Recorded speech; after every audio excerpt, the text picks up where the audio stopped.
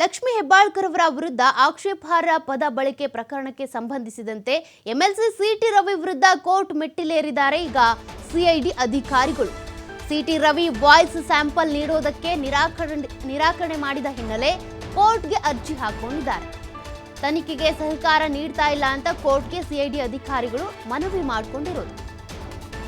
City Ravi ಅವರು ತನಿಖೆಯ ಒಂದು ಭಾಗವಾಗಿ ವಾಯ್ಸ್ ಸ್ಯಾಂಪಲ್ ಅನ್ನ ಕೊಡಬೇಕಾಗುತ್ತೆ. ಅಂದ್ರೆ ಆ ವಿಧಾನ ಪರಿಷತ್ನಲ್ಲಿ ಆ ಒಂದು ಪದವನ್ನ, ಅಸಂವಿಧಾನಿಕ ಪದವನ್ನ ನಾನು ಬಳಸಿಲ್ಲ ಅಂತ ಅವ್ರು ಹೇಳ್ತಿದಾರಲ್ಲ, ಅವ್ರು ಬಳಸಿದ್ರೋ ಇಲ್ವೋ ಅನ್ನೋದನ್ನ ತಿಳ್ಕೋಬೇಕು ಅಂದ್ರೆ ವಾಯ್ಸ್ ಸ್ಯಾಂಪಲ್ ನೀಡಬೇಕಾಗುತ್ತೆ. ಬಟ್ ಅವ್ರು ನಿರಾಕರಿಸಿದ್ದಾರೆ. ಹೀಗಾಗಿ 42ನೇ ACMM ಕೋರ್ಟ್ಗೆ ಅರ್ಜಿ ಸಲ್ಲಿಸೋದಕ್ಕೆ ಅಂತ ಅಧಿಕಾರಿಗಳು ಸಿದ್ಧತೆ ಮಾಡಿಕೊಂಡಿದ್ದಾರೆ.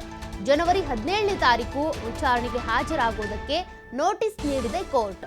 ತನಿಖೆಗೆ ಸಹಕಾರ ಕೊಡಬೇಕು, ಜಾಮೀನು ನೀಡುವಾಗ ಷರತ್ತು ವಿಧಿಸಿತ್ತು ಹೈಕೋರ್ಟ್. ಅಂದ್ರೆ ತನಿಖೆಗೆ ಸಹಕಾರ ನೀಡಬೇಕು, ಎಲ್ಲಿ ಹೋಗಬೇಕು, ಎಲ್ಲಿ ಹೋಗಬಾರ್ದು, ಇದಕ್ಕೆ ಸಂಬಂಧಪಟ್ಟಂತೆ ಯಾರಿಗೂ ಬೆದರಿಕೆ ಹಾಕಬಾರ್ದು, ಹೀಗೆಲ್ಲ ಒಂದಷ್ಟು ಷರತ್ತನ್ನ ವಿಧಿಸಿ ಜಾಮೀನು ಕೊಡಲಾಗಿರುತ್ತೆ.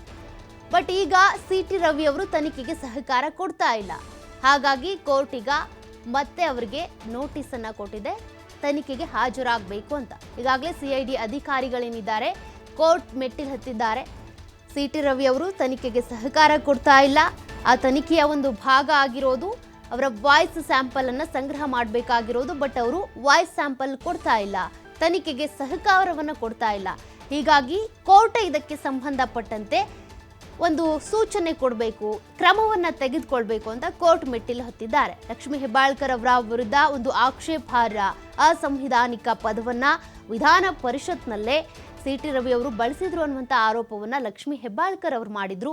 ಅದರ ಬೆನ್ನಲ್ಲೇ ವಿಧಾನ ಪರಿಷತ್ನಲ್ಲಿ ಸಭಾಪತಿ ಬಸವರಾಜ ಹೊರಟ್ಟಿ ಅವರನ್ನ ವಿಚಾರಿಸಿದಂಥ ಸಂದರ್ಭದಲ್ಲಿ ಯಾವ ಫುಟೇಜು ಇಲ್ಲ, ಎಲ್ಲ ಮೈಕ್ಗಳು ಆಫ್ ಆಗಿದೆ, CCTVಗಳು ಆಫ್ ಆಗಿದೆ ಅಂತ ಅವ್ರು ಹೇಳಿದರು. ಬಟ್ ಅದಾದ ಬಳಿಕ ಈಗ ಪೊಲೀಸರು ಅದಕ್ಕೆ ಸಂಬಂಧಪಟ್ಟಂತೆ ತನಿಖೆ ನಡೆಸ್ತಾ ಇದ್ದಾರೆ. ಸಿಟಿ ರವಿ ಅವರು ಒಂದು ದಿನ ಜೈಲಲ್ಲೂ ಇದ್ದರು. ಅದಾದ ಬಳಿಕ ಅವ್ರಿಗೆ ಜಾಮೀನು ಸಿಕ್ತು, ಈಗ ಹೊರಗಡೆ ಇದ್ದಾರೆ. ಅವರು ತನಿಖೆಗೆ ಸಹಕಾರ ಕೊಡಬೇಕು ಅನ್ನುವಂಥದ್ದು ಈ ಜಾಮೀನು ಕೊಡುವಂಥ ಸಂದರ್ಭದಲ್ಲಿ ಒಂದು ಷರತ್ತನ್ನು ಕೂಡ ವಹಿಸಿರ್ತಾರೆ. ಬಟ್ ಅದರಂತೆ ಅವರು ನಡ್ಕೊಳ್ತಾ ಇಲ್ಲ, ತನಿಖೆಗೆ ಸಹಕಾರ ಕೊಡ್ತಾ ಇಲ್ಲ, ನಿರಾಕರಣೆ ಮಾಡ್ತಿದ್ದಾರೆ. ಹೀಗಾಗಿ ಈಗ ಸಿಐಡಿ ಅಧಿಕಾರಿಗಳು ಕೋರ್ಟ್ ಮೆಟ್ಟಿಲು ಹತ್ತಿದ್ದಾರೆ. ಕೋರ್ಟ್ ಯಾವ ರೀತಿ ಸೂಚನೆ ಕೊಡುತ್ತೆ ನೋಡಬೇಕಿದೆ. ಅಂದರೆ ಈಗ ಅವರಿಗೆ ನೋಟಿಸ್ ಕೂಡ ಕೊಟ್ಟಿದೆ, ಜನವರಿ 17ನೇ ತಾರೀಕು ವಿಚಾರಣೆಗೆ ಹಾಜರಾಗಬೇಕು ಅಂತ. ವಿಚಾರಣೆಗೆ ಹಾಜರಾಗ್ತಾರಾ ಇಲ್ವಾ ನೋಡೋಣ. ಮತ್ತಷ್ಟು ಡೀಟೇಲ್ಸ್ ಕೊಡ್ತಾರೆ ಪ್ರತಿನಿಧಿ ಸಂತೋಷ್ ಪಟೇಲ್. ಸಂತೋಷ್, ಈಗಾಗಲೇ ಸಿಟಿ ರವಿ ಅವರು ಜಾಮೀನು ಪಡ್ಕೊಂಡು ಹೊರಗಿದ್ದಾರೆ. ಬಟ್ ಅವ್ರು ಜಾಮೀನು ಕೊಡುವಾಗ ಒಂದು ಷರತ್ತು ಇರುತ್ತೆ, ತನಿಖೆಗೆ ಸಹಕಾರ ಕೊಡಬೇಕು ಅಂತ. ಬಟ್ ಈಗ ಸಿಐಡಿ ಅಧಿಕಾರಿಗಳು ತನಿಖೆಗೆ ಬಂದಾಗ ವಾಯ್ಸ್ ಸ್ಯಾಂಪಲ್ಗೆ ಅವರು ನಿರಾಕರಿಸಿದ್ದಾರಂತೆ. ಯಾಕೆ, ಈಗ ಕೋರ್ಟ್ ಏನ್ ಹೇಳಿದೆ? ಸೌಖ್ಯ, ಈಗಾಗಲೇ ಏನು ಸದನದಲ್ಲಿ ಆಕ್ಷೇಪಣಾರ್ಹವಾದಂತಹ ಪದವನ್ನು ಬಳಕೆಗೆ ಸಂಬಂಧಪಟ್ಟ ಹಾಗೆ ಸಿಐಡಿಯಲ್ಲಿ ಪ್ರಕರಣದ ತನಿಖೆ ನಡೀತಾ ಇರುವಂತದ್ದು. ಸಿಟಿ ರವಿ ಅವರನ್ನ ವಿಚಾರಣೆ ಮಾಡುವಂತ ಸಂದರ್ಭದಲ್ಲಿ ಏನು ಅಲ್ಲಿ ಆಕ್ಷೇಪಣದ ಒಂದು ಪದವನ್ನ ಬಳಕೆಯನ್ನ ಮಾಡಿದ್ರ ಅಂತ ಹೇಳಿ ಆರೋಪವನ್ನು ಏನ್ ಮಾಡ್ಲಾಗ್ತಾ ಇದೆ.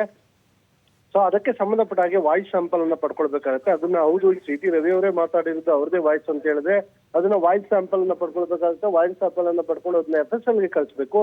ಅಲ್ಲಿ ಅವರ ಧ್ವನಿ ಮಾದರಿಯನ್ನ ಪರೀಕ್ಷೆ ಆಗುತ್ತೆ. ಅಲ್ಲಿ FSL ಅಧಿಕಾರಿಗಳು ಏನು ಇವರಿಗೆ ಹೌದು ಇದು ಇಂಥವ್ರದೇ ಧ್ವನಿ ಅಂತ ಹೇಳಿ ಅವರು ಹೇಳಿ ಒಂದು ವರದಿಯನ್ನ ಕೊಡ್ತಾರೆ. ವರದಿಯನ್ನ ಆಧರಿಸಿ ಅದನ್ನ ಸಿಟಿ ರವಿ ಅವರೇ ಮಾತಾಡಿದಾರಾ, ಇಲ್ಲ ಬೇರೆಯವ್ರು ಮಾತಾಡಿದಾರಾ, ಇಲ್ಲ ಅವ್ರು ಮಾಡಿರುವಂತ ಆರೋಪ ಸರಿ ಇದೆಯಾ ಸುಳ್ಳ ಅನ್ನೋದ್ರ ಬಗ್ಗೆ ವರದಿಯಲ್ಲಿ ಉಲ್ಲೇಖವನ್ನು ಮಾಡಿ ಕೊಡ್ಬೇಕಾಗುತ್ತೆ. ಅದಕ್ಕೆ ಇವರ ವಾಯ್ಸ್ ಸ್ಯಾಂಪಲ್ ಅನ್ನ ಪಡ್ಕೊಳ್ಬೇಕಾಗುತ್ತೆ. ಆದ್ರೆ ಸಿಟಿ ರವಿ ಅವರು ವಾಯ್ಸ್ ಸ್ಯಾಂಪಲ್ ಅನ್ನ ಕೊಡ್ಲಿಕ್ಕೆ ನಿರಾಕರಣೆ ಮಾಡಿದಾರೆ ಅನ್ನೋ ಮಾಹಿತಿ ಬಂದಿರುವಂತದ್ದು. ಇದರ ಹಿನ್ನೆಲೆಯಲ್ಲಿ ಅಧಿಕಾರಿಗಳು ಈಗಾಗಲೇ ಕೋರ್ಟ್ ಮೊರೆ ಹೋಗಿರುವಂತದ್ದು. ಕೋರ್ಟ್ ಮೊರೆ ಹೋಗಿ ಕೋರ್ಟ್ಗೆ ಅರ್ಜಿಯನ್ನ ಸಲ್ಲಿಕೆಯನ್ನ ಮಾಡಿರುವಂತದ್ದು. ಸಿಟಿ ರವಿ ಅವರ ಸ್ಯಾಂಪಲ್ ಅನ್ನ ತೆಗೆದುಕೊಳ್ಳಕ್ಕೆ ಕೋರ್ಟ್ ಮುಖಾಂತರ ಅನುಮತಿಯನ್ನ ಪಡ್ಕೊಂಡ ಬಳಿಕ ಸೊ ಅವರ ವಾಯ್ಸ್ ಸ್ಯಾಂಪಲ್ ಅನ್ನ ಪಡ್ಕೊಳ್ಬೇಕಾಗತ್ತೆ. ಕೋರ್ಟ್ ಈಗಾಗಲೇ ಸೂಚನೆಯನ್ನು ನೀಡಿರುವಂತದ್ದು. ಸಿಟಿ ರವಿ ಅವರು ಕೂಡ 17ನೇ ತಾರೀಕು ವಿಚಾರಣೆಗೆ ಹಾಜರಾಗಬೇಕು ಅನ್ನೋದ್ರ ಬಗ್ಗೆ ಈಗಾಗಲೇ ಸೂಚನೆ ನೀಡಿದ ಮಾಹಿತಿ ಲಭ್ಯವಾಗ್ತಾ ಇರುವಂತದ್ದು. 17ನೇ ತಾರೀಕು ಸಿಟಿ ರವಿ ಅವರು ಹಾಜರಾಗ್ತಾರೆ ಅನ್ನೋದು ಕಾಯ್ದು ನೋಡ್ಬೇಕು.